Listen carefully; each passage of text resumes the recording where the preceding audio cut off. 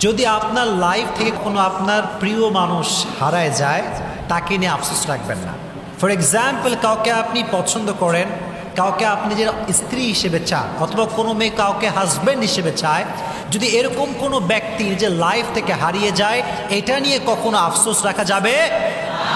মনে রাখবেন, আপনার লাইফ থেকে যখন কেউ চলে যায়, কেউ হারিয়ে যায়, এটা একজনের সিদ্ধান্ত। তিনি কে?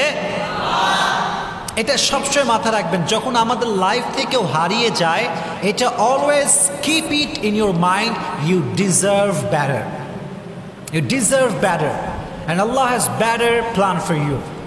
অলওয়েজ মাথায় রাখবেন, যখন আমাদের লাইফ থেকে কেউ হারিয়ে যায়, কেউ দূরে সরে যায়, কেউ আমাদের লাইফ থেকে অত্যন্ত দূরে চলে যায়, এটা আমাদের মাথায় রাখা উচিত যে আমি এর চাইতে ভালো ডিজার্ভ করি, বিধায় আমার থেকে নিয়ে গিয়েছে একজন। তিনি কে? Just try to believe it. Allah is the best decision maker. সবচেয়ে উত্তম সিদ্ধান্তকারী একজন। তিনি কে? হ্যাঁ, আমাদের যে কাউকে পছন্দ হতেই পারে। অ্যাজ এ ম্যান আমরা, এটা আমাদের ন্যাচার, যে কাউকে দেখলে পছন্দ হতে পারে, কারোর সঙ্গে কথা বললে পছন্দ হতে পারে, অনেকটা আমরা ঘনিষ্ঠ হতে পারি।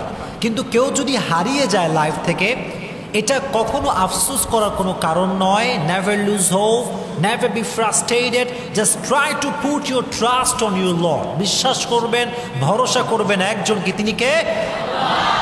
অ্যাটাচমেন্ট খুবই স্বাভাবিক, কিন্তু হারায় গেলে আফসোস রাখা যাবে না। রাজি আছেন ইনশাআল্লাহ? আচ্ছা, কেউ যদি হারিয়েও যায়, একটা কথা মাথায় রাখবেন, এর চাইতে উত্তম আপনাকে নেক্সট টাইমে দিবে কে? ওয়ালাসাউফা ইউতিকা রাব্বুকা ফাতারদা। আল্লাহ তাআলা বলছেন, তুমি যদি তোমার এই বিশ্বাস ভরসা আল্লাহর উপরে রাখতে পারো, অচিরেই তোমার রব তোমাকে এমন কিছু দিবেন যে তোমাকে আল্লাহ তাআলা সুখী করে ফেলবেন। সুবহানাল্লাহ পড়া। সো এই বিষয়ে আফসোস রাখবেন না। যদি লাইফে কখনো কোনো ভুল মানুষকে ভালোবেসে ফেলেন, এটা নিয়ে আফসোস রাখবেন না। হতে পারে আপনি মিস্টেকলি এমন একজন মানুষকে ভালোবেসেছেন, হুএভার হি ইজ, যে কেউ হতে পারে, কিন্তু ভুল মানুষকে ভালোবাসার পরে যখন এটা রিয়েলাইজ করবেন যে আমার জন্য সে পারফেক্ট নয়, এটা নিয়ে আর কোনো আফসোস রাখা যাবে না। রাজি আছেন ইনশাআল্লাহ?